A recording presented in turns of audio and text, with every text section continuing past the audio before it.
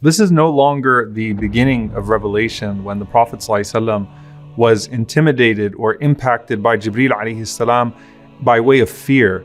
Now you're at a point where the Prophet ﷺ misses Jibreel alayhi salam. In fact, he asks Jibreel when he takes a long time to come to him, when he doesn't visit him as frequently, why is it that you don't come to me as often? وَمَا نَتَنَزَّلُ إِلَّا بِأَمْرِ رَبِّكَ. And the answer comes from the heavens that the angels are not allowed to descend. Jibreel alayhi salam is not allowed to descend except by the command of the Lord. Otherwise, Jibreel alayhi salam would always be with the Prophet sallallahu alaihi wasallam, because Jibreel loved the Prophet sallallahu alaihi wasallam and the Prophet sallallahu alaihi wasallam loved Jibreel alayhi salam.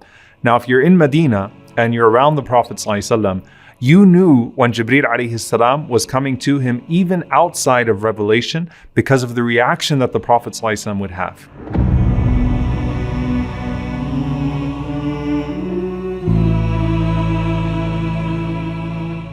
Here we are in the last 10 nights, and you're hoping that you're one of those blessed people that would receive the mercy of your Lord, and that the angels will come to your home, and particularly amongst them will be Sayyidul Malaika, will be the chief of the angels, Jibreel alayhi salam.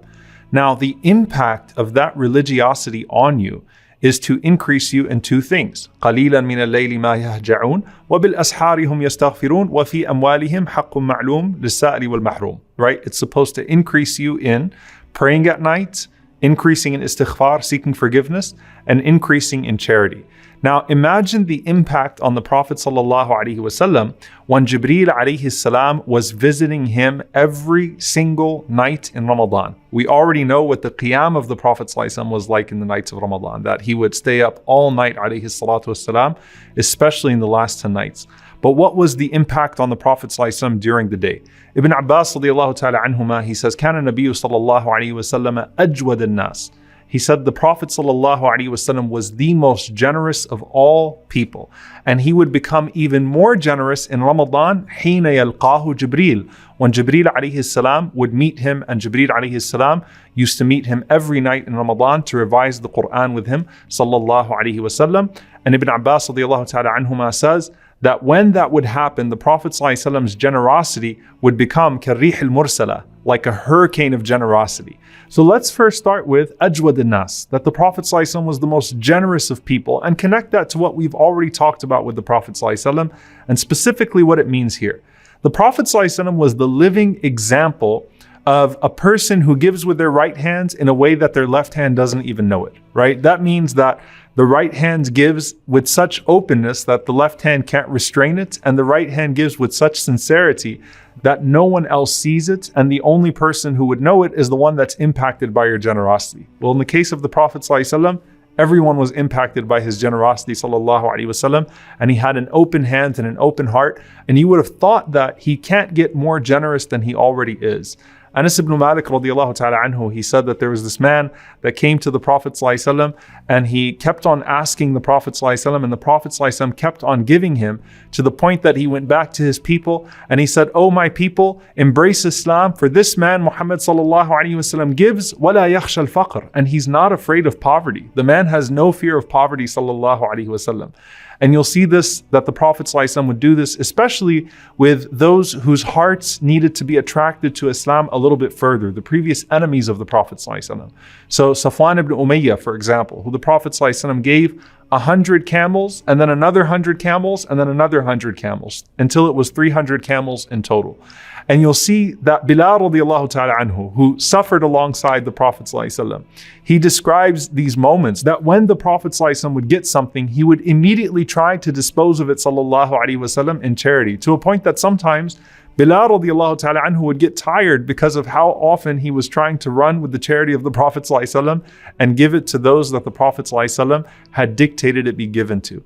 Abu Dharr radiallahu ta'ala anhu says that the Prophet ﷺ said, "If I had gold equal to the mountain of Uhud, it would not please me that any of it remain in my possession for more than 3 nights, except for that which I would need to be able to repay my debts." Sallallahu alaihi wasallam. So he preferred sallallahu alaihi wasallam to keep on giving and giving and giving and giving. Umar ibn Khattab radiallahu ta'ala anhu recounts this beautiful incident with the Prophet sallallahu alaihi wasallam, that this man came to the Prophet sallallahu alaihi wasallam and he asked him to give him something. And Rasulullah sallallahu alaihi wasallam looks around and he has nothing, right? And the Prophet ﷺ doesn't want to send him off without anything. So the Prophet ﷺ tells him, he says, look, I have nothing left, but go ahead and purchase what you need on my expense. And when I get something, then I'll go ahead and I'll pay it off. So he's even giving people credit, sallallahu alaihi wasallam, because he doesn't have anything to give at the moment. Now, obviously, Umar radiallahu anhu sees this and he doesn't want the Prophet ﷺ to be burdened with this. So he says, Ya Rasulullah, I'll take care of it. Allah has not burdened you with what is beyond your means. And the Prophet ﷺ showed in his face that he didn't like those words that Umar radiallahu ta'ala anhu said. And then a man from the Ansar said, Ya Rasulullah, anfiq wa la takhaf min dhil arshi iqlala.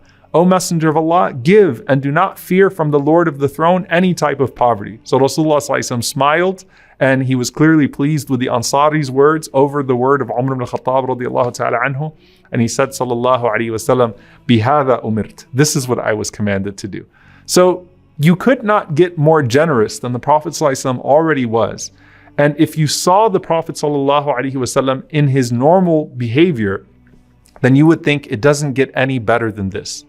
But حين يلقاه جبريل. But when he saw Jibreel alayhi salam, the Prophet sallallahu alaihi wasallam even exceeded standards that he had set for himself sallallahu alaihi wasallam. And the scholars mention something so beautiful about this. They say that when you have a righteous friend, when you have a righteous person in your presence, when you look at them, they remind you of Allah. When you have a righteous companion, when you're around them, you want to do more righteous deeds. So when the Prophet ﷺ would look at Jibreel alayhi salam, when he would accompany Jibreel alayhi salam, it was like having that righteous companionship where you wanted to be inspired to do more. And that was the impact that the Prophet ﷺ had on everybody else around him. صلوا عليه صلوا عليه صلى الله عليه وسلم